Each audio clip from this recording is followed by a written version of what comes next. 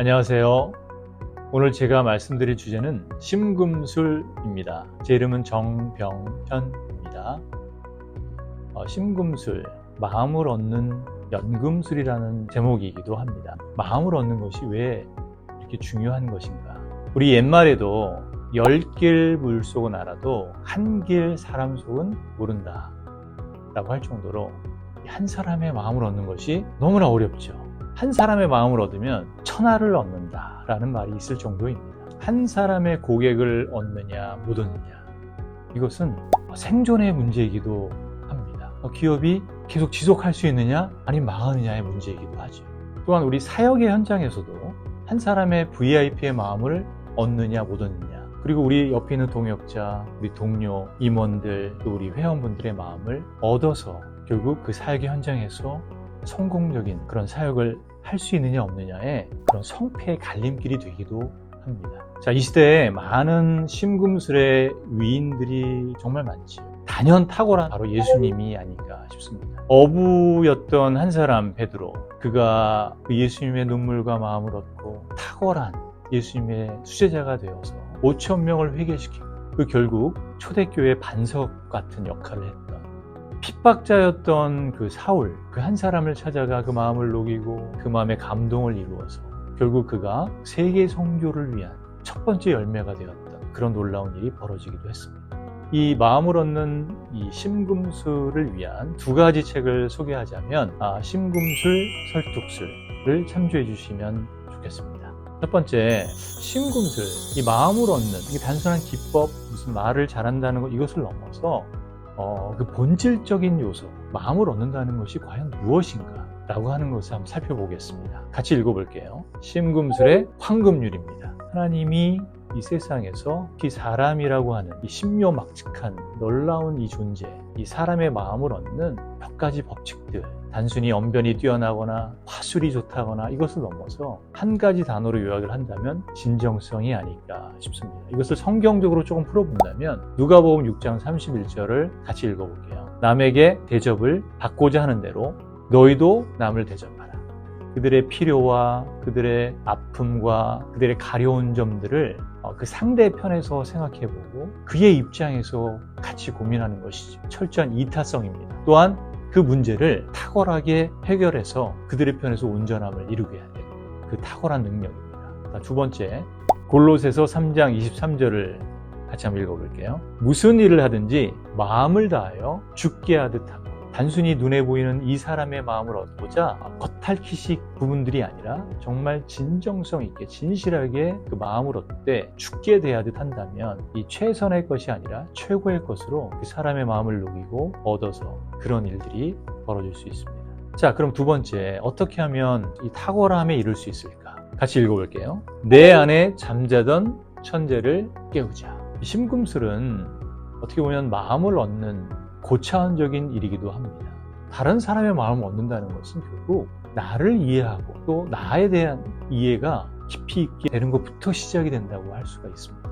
우리 한 사람 한 사람은 굉장히 고유의 천재성을 갖고 있다는 것은 성경에 너무나 자명하게 말씀해주고 있죠. 시편 139편 14절을 한번 읽어보면 같이 읽어볼게요. 내가 주께 감사하옵는 나를 지으심이 심히 기묘하심이라. 그렇습니다. 우리 한 사람 한 사람 단순히 국어, 영어, 수학이 아니라 뭐 말하고 쓰고 노래하고 이런 게 아니라 그 사람 고유의, 나만이 갖고 있는 그 고유의 천재성이 있다라고 하는 사실, 깊이 있는 나를 대면하면 할수록 발견하는 이 놀라운 이 진실, 여기서부터 시작이 된다고 하는 부분들입니다.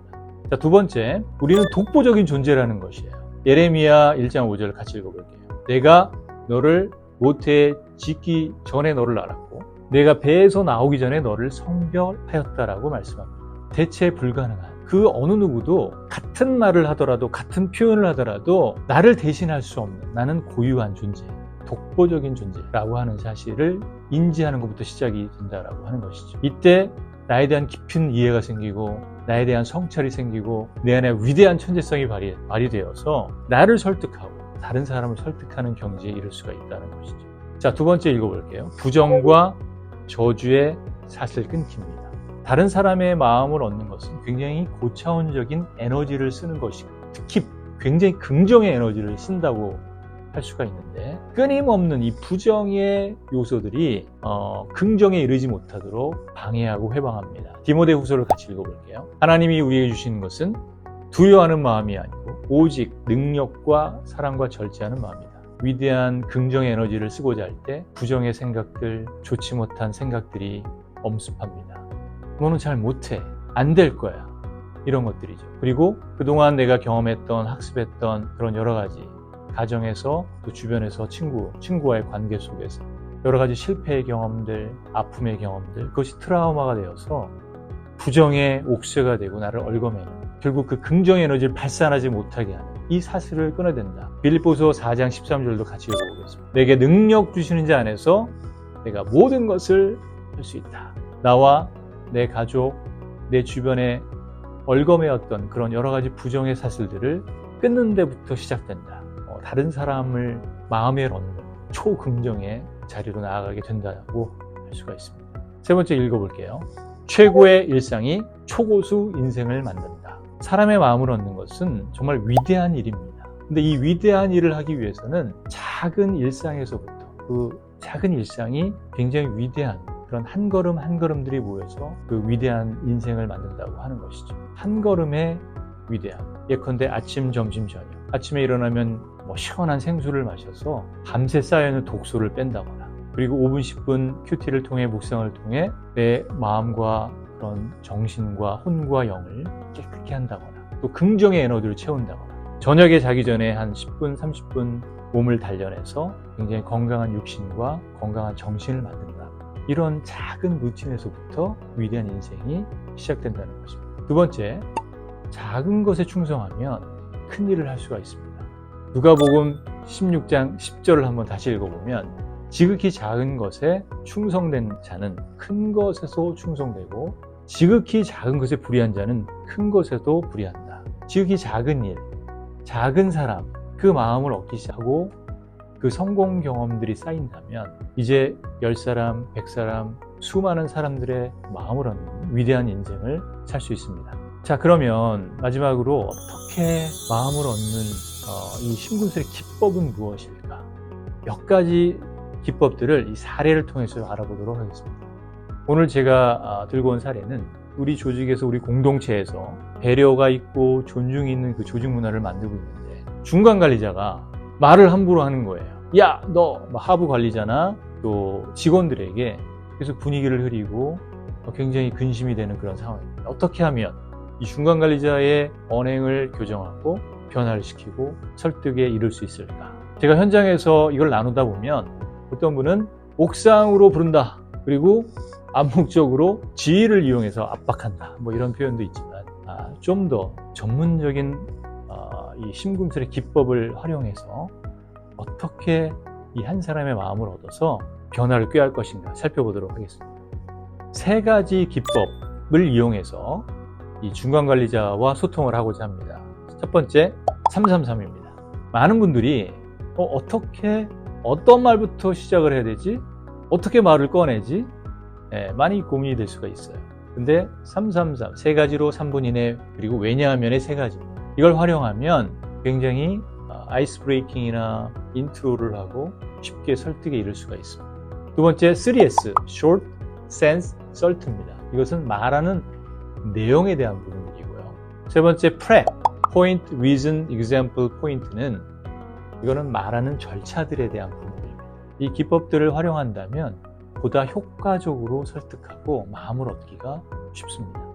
자, 첫 번째, 333을 활용하면 설득력 있는 소통이 가능합니다. 많은 말을 전달하고 싶고 많은 메시지를 전달하고 싶지만 세 가지로 요약을 하는 거예요. 팁을 드리자면 세 가지 키워드를 생각해 보는 것입니다. 세 가지 키워드를 활용해서 그것을 효과적으로만 전달한다면 굉장히 설득이 용이하다고 할 수 있습니다.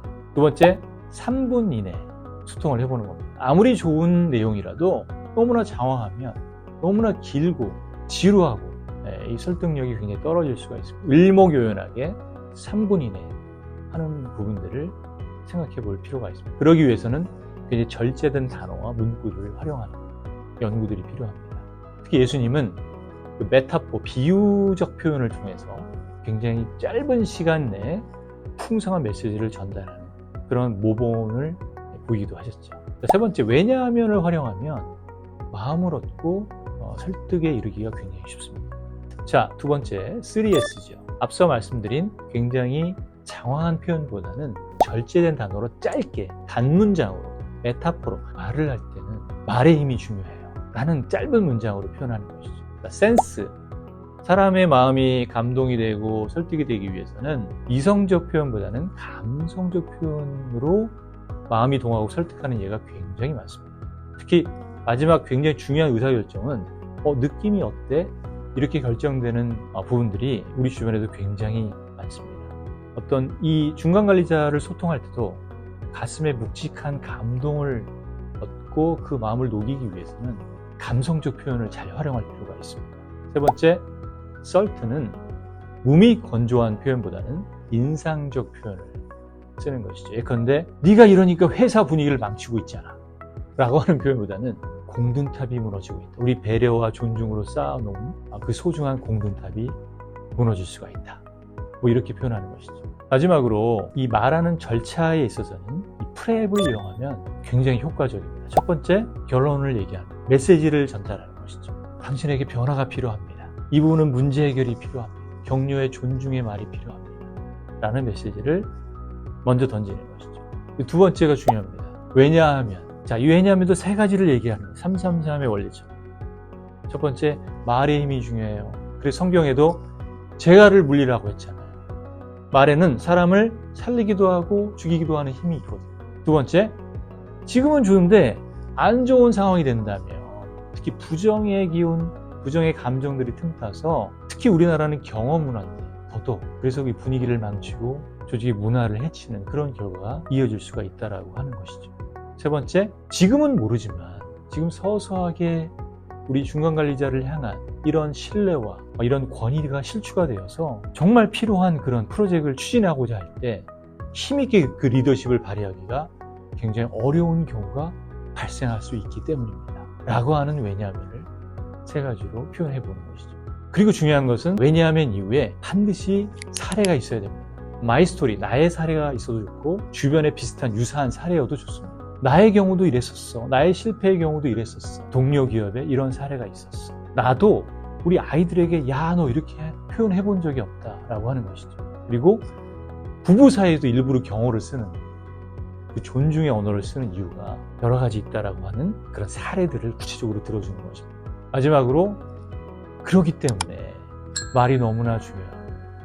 겸손으로 허리를 동여서 정말 하늘을 대하듯 한 분 한 분을 대하는 것이 너무나 중요해요. 이 배려의 언어를 써야 되지 않겠어요? 라고 설득을 하는 것입니다.